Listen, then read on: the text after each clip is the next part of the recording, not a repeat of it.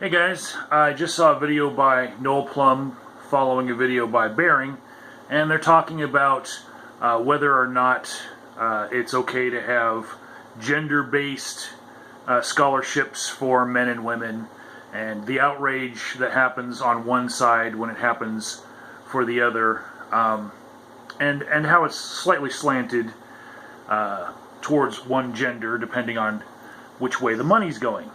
But I wanted to add some of my perspective to this, and it's based on my time at my alma mater, University of Wisconsin-Milwaukee. I had two majors that I finished in my undergrad degree, and those were English and psychology. And in my psychology courses, the ratio might be different now, and I'm just pulling these numbers out of my ass now, but at the time, I heard and witnessed that it was 80% female in my classes and 20% male. Okay? And that was in one school within all of the university, one college having that much of a disparity.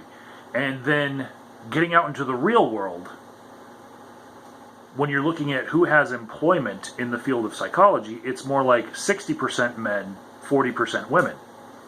So what happened to all of those women who were taking those psychology courses, all of those psych majors? You know, I used to joke about how it correlated to the watching of Law and Order SVU, because it was a thing, right?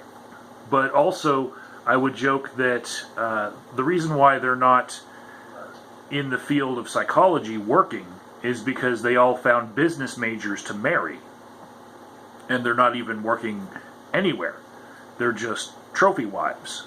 Psychology, it's interesting, you know, there's a lot of people who are horror movie buffs who want to take psychology.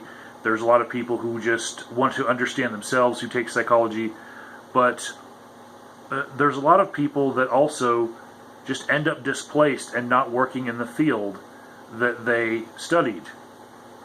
And part of that I chalk up to the fact that my size, being a big man, has gotten me jobs. Working with felons, working with people who are acutely intoxicated, working in emergency rooms. Size matters, you know.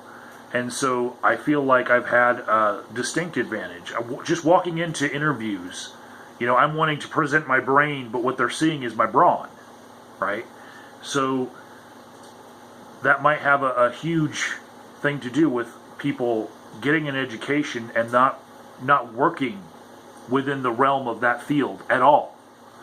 And I think that's far more important than how many people are getting extra money to go to a college, or how many people are enrolling in a certain field. It's take that same demographic and how many of those men or women are actually working in that field over 5 years from getting their degree. You know, I think the numbers would look a lot more horrifying if people paid attention to how much money is that degree worth based on what your gender is.